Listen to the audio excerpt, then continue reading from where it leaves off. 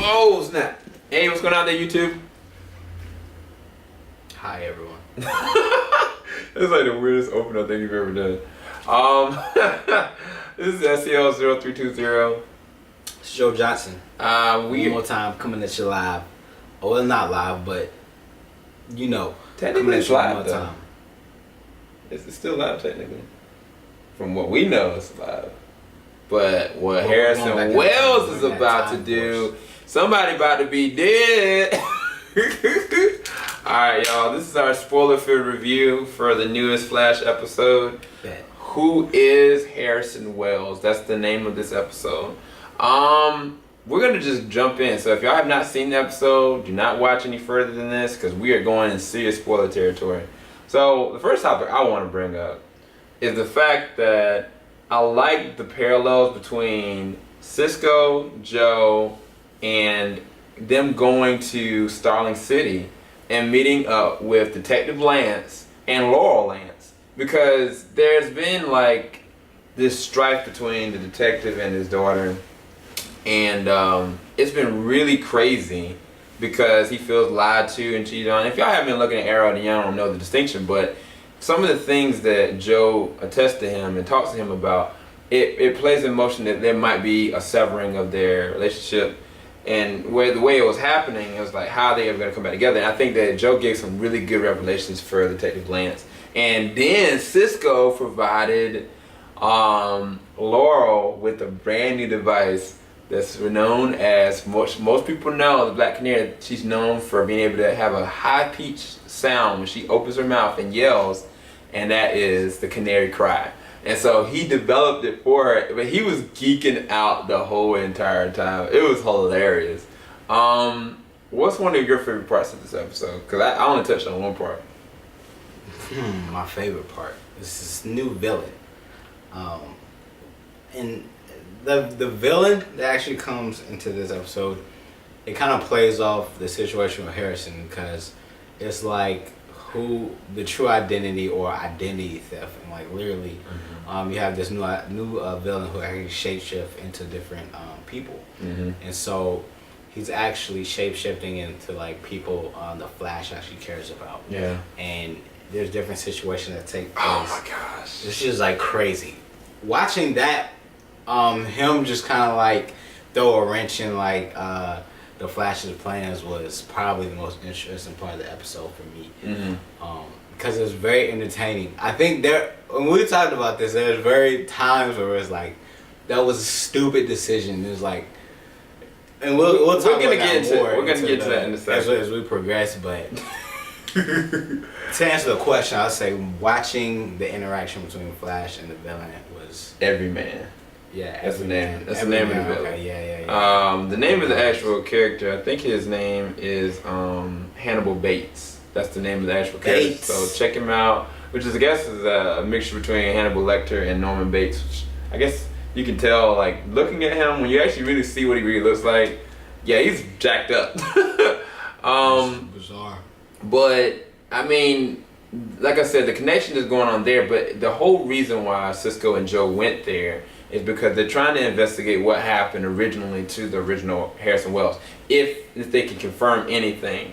And they get there to the site where everything's supposed to be, and they actually find Harrison Wells' body, and they bring it back. And I'm thinking, dude, like, everybody's in danger at this point, because Caitlin, in the beginning of the episode, Caitlin is the only one that ain't on board. Everybody's like, look, we got a job to do. We got to try to figure out what we can do to find out everything strategically, but safe. Caitlin's like, no, it can't be Mr. Wells, XYZ, XYZ, XYZ. And so, this is where we start going into the stupid parts of this episode. Caitlin decides, she's like, look, I'm going to have to go and talk to Mr. Wells because this just doesn't seem true. This is not right. This isn't right. So this girl goes to his house. And thank God, like he was sitting there drinking a mug. He was like walking around like on nothing. Then he heard something, and he got in his little trolley, and he's coming. And I was like, bruh, she's about to spill the beans. And Joe was like, what is wrong with her?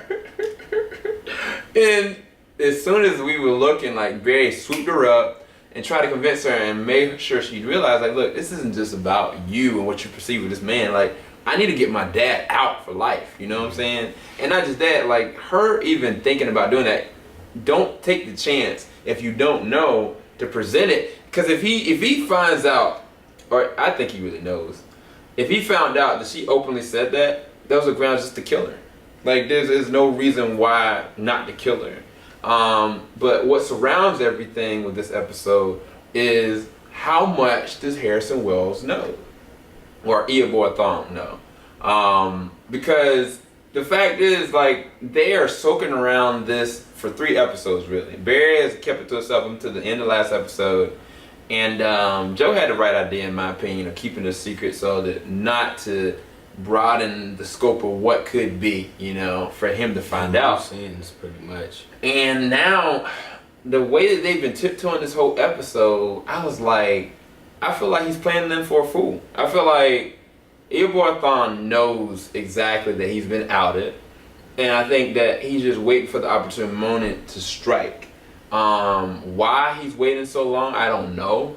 But there were so many moments in this episode that I was like, man, they are gonna get seriously caught. And what he's capable of doing, he's way superior than Barry. Like, he knows his powers in and out. The only difference is that I think you said that he needs to keep Barry alive, because he needs to accelerate the speed force within the suit to be able to get himself moving the way he needs to get back home. But if that's the case, that's fine, because he can still kill anybody at any point. But I guess we'll go and talk about some of the stupid stuff that happened. I talked about the one that happened with Caitlin. So the main villain, the Everyman, this Joker, he can fight. You know, he can fight a little bit, and he kind of interacts with Eddie, and they have this scuffle. And it was a pretty different, like, choreographed chase scene. It was pretty cool, really well done. But then he kind of brings Eddie down, and you find out that on contact he can change into anybody. So, like, Eddie gets implicated because he decides to change himself to Eddie and shoots and kills 2 cops. And they can't define what's going on because they haven't addressed metahumans within the ranks of the police force. So Eddie is he's in jail, and well, not in jail yet, but he's basically being held. In jail. He's being detained. He's being detained. But Barry is telling him, he was like, look, I'm gonna find a way out. He's like, look, there's no way out for this. So Barry, he freaks out. And I think it's a really special moment. There are certain moments in this episode that I was like, man, this is real acting, it's really cool. And the stupid stuff just kind of outweighed it at some points. But in this one, like, he kind of like pulls Eddie out of jail. He was like, look, I cannot have somebody that didn't do something get blamed for it. I was like, look, we're gonna find a way. He's like, no, like, your dad is a different case than this. Not just that, you're more than capable of breaking this case. Do it the right way. And I was like, wow, that's really cool that Eddie was kind of really building a build-up for Barry to do the right thing. And I was like, I thought it was just funny the fact he took him out of jail and brought him back just that quick. But it was some really interesting dialogue, because I was like mad about the fact that Iris, because she doesn't know about Star Labs, about Barry, she's left in the dark. But she's such a peculiar character because she wants to know everything, and she's really exploiting. She is a reporter. But then, like, she's putting all this pressure on Eddie. Like, she's putting weight on this man, and this man can't lie at all. And the way that she's doing it is just so messed up. I mean, Barry already addressed he's not cheating. He presented a case for her, but she decides to go on a rant and all this kind of stuff. And I mean, it could be because she loves him, but I feel like you were right. You had said that she's trying to get out. What did you mean by that? I think she's trying to get out. The reason why I said that, because there was one point where Barry was talking to her and, like, trying to shed light on the situation. And he was like, you know... Are you talking about the last episode? Yeah. And while they're on the couch or talking, and she was amazed that, you know, Barry would actually help out in the situation, giving his past emotions and feelings about her, right? So, and she gives him this type of look that's like, that she actually, like, really admires Barry. How deep and far that goes at this point in the story, it's hard to say. Yeah. But there is something there between them two, and I think when she did that, when she approached Eddie about you got to tell me everything, otherwise I'm leaving. I felt like it wasn't necessary. It wasn't. It wasn't at all. Especially at the beginning of this episode, because she was just so rude to him, man. Yeah, and I think she really just wanted an excuse or out. That's just my take on it. It's weird because we both thought the same exact thing, but then she started panicking when Eddie was basically accused of murder. And she was freaking out and worried, and she was crying and stuff like that. So she is the only character I really can't read. We've seen how she's interacted in the past. Maybe that has to do with her past, and it got addressed at a certain point when Harrison Wells basically cornered Joe, and he was like, we are like-minded people. We're part of the same team essentially. My wife died. Your wife died. Why do you never talk about it? And I was like, I thought about it. He never has talked about his wife since I even looked at the series. I have no idea what happened to his wife. And that probably runs a grain within Iris of insecurity and a need to have somebody openly be truthful all the time. And I think that now, if Barry was to out himself now, I feel like it might be a strain on their relationship because it'd be kind of like a betrayal kind of thing. But at the same time, I feel that Eddie is going to end up proposing to Iris because he's trying to find a way of keeping her. And she's slowly slipping underneath his fingers. But it was just so much that happened. But we still ain't talked about the stupid stuff. So, Barry, he finds out that the guy can able to swift in and out of he touches somebody, he can become them. And the guy comes to his house. Now this is after he took Eddie back to prison as Eddie, right? And he's talking to him. He's like, Eddie, how'd you get out of jail? He's like, oh, I did this, that, the other. Talk to a judge. I was like, talk to no judge that quick. And you know what happened? This ninja got hit upside the head in his house, and tied up. He was knocked out for all day. I was like, Barry, where's your super fast healing powers to wake your tail up and get knocked out? Why would you even think that it didn't make sense? It was a stupid plot device to me. I was like, Barry, you are a detective. So then, right? Okay, that's one. So then the guy mimics what Barry looks like. And so I can kind of play off of that. Caitlin goes and finds him at the house. They start interacting and stuff like that. They go back to Star Labs. The guy finds interest in Caitlin, right? And he kind of corners her. He lays a smooch on her. At first, she was kind of fighting back a little bit. And then she kind of embraced it a little bit. And then the situation just got so awkward because I was like, oh, snap. Iris was coming to Star Labs. And I was like, yo, Caitlin's got this guilty look all over her face. But then Harrison Wells, thankfully, finds out that that's not Barry Allen. Of course he would know. And so he tased the ninja, okay? So they have him on the ground. Harrison Wells is like, look, we need to take care of this Caitlin. And because Iris doesn't know, she's like, no, we need to take care of him. We need to take him to the police. And I was like, y'all need to take him to a containment field. Tell him what's going on. At least say, look, we're working with the Flash to take these metahumans. Tell her, Instead, these motherfuckers, they take this dude, what is it, a Prius? Something stupid. They take out in the police car, don't call 911, they take this Joker in a blue Prius and put handcuffs on him. And you know what happens? They driving along, just her and Caitlin. And they're talking. And some workers were like, yo, what's going on? Because he changed into a little girl. And they looked so stupid. The workers opened the door. All they had to do was lock the door, first of all. Or rolled up the windows like, look, no, you don't understand this. This is XYZ. They let them open up the door and the dude gets away again. My whole thing is, okay, that's not the dumbest idea, but this is what messed up. Caitlyn just made a serum to debunk his power. Yeah, true. And they didn't inject him with it before they left. I was like... It was like they used these plot devices stupidly. And I mean, it deflates the episode because like all the cool stuff that was happening outweighed like the fact that, man, why is everybody acting so stupid this episode? It was like, because Joel is not in town, like everybody just decides to act stupid.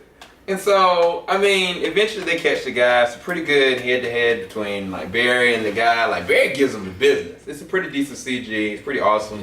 That was that Injustice joint. Remember Injustice? That 1,000 hand slap. But you remember Injustice though, right? When Injustice, like one of his specials, kind of like Scorpion, where he kind of like hitting real fast around his whole entire body. He does that now, so it's really cool. But it was crazy because he kept on shape shifting into the girls. And he made a comment, oh, he's like, oh, this is how you hit your girls, right? I was like, oh, he got to go down now. He talking too much smack. But, I mean, it was a decent villain. It was a decent story arc. He punched it in the throat, though. Yeah, he did. He was like, he shoved it in the Irish back, punched in the throat. I was like, yo, this is crazy. He was like, alright. But anyway, I have to decrease the score, just because they use like unclever ways of making the characters appear to have scenarios off of stupid situations. And I mean, for me, I give the episode an 8 out of 10, where I would have given a 9 out of 10. I really did, because at the end of the episode, they show the fact that the group finally finds Wells' room, which I think that was stupid too, but it was cool. The fact that they go to this man's hideout, his secret spot, you know, and not think that this man's got surveillance over the whole entire building, like that's just crazy. Like, what is he gonna do to them, knowing that they invaded his property, basically? But Barry finally sees the paper that shows 2025, him in the future. So now they're gonna come to the realization this guy's from the future, which is really awesome. That's really cool. But I give the episode an 8 out of 10, just because I didn't like the way they use these characters that are so smart and so gifted, and kind of bring them down to stupid decisions like that. Just doesn't make sense. What about you? What's your closing thoughts, or a score too? I don't know. That's hard. I can't really rate this one. I'm having a hard time rating this one. Well, what's your closing thoughts then? My closing thoughts. Overall, I think it was a good episode. Definitely on the gender side, it was good. I was like, oh, snap. Because I mean, this is what probably we've been waiting for, probably the entire season, is to find out, or for to have the group to find out exactly who is Harrison Wells / Eobard Thong. Yeah. Who that guy is. So yeah. On that note, I'm satisfied. Yeah. I mean, like I said, I still enjoy the series. I still enjoy this episode. 3 things that I noticed is that Caitlyn might have real feelings for Barry, because she never told him what happened. I think that Eddie is gonna propose to Iris. And then I have no idea what Harrison Wells is gonna do, but he's gonna kill somebody because he can't kill Barry. And there's gonna be some vengeance that's given, because like they've been keeping him in the dark about it. So it's gonna go down. But anyway, that concludes our spoiler-filled review for the brand new episode, Who is Harrison Wells, the Flash series, which is awesome.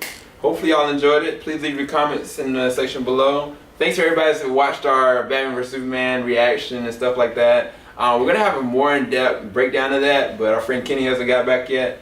But anyway, definitely like this video. Please leave a like below. I just noticed something. Like, I'm kind of like watching TV in the background, so I'm not just staring off in space. I'm kind of like, yeah, I kind of got distracted. I'm sorry about that. But yeah. What? I was watching TV for like the past like 5 minutes. I was intrigued by He's losing it. He's okay. He's okay. I'm fine. I just had to let y'all know. Y'all can't We're see gonna what conclude I'm the looking video at right because now. at this point, like, we're just kind of like screwing it. So later, everybody.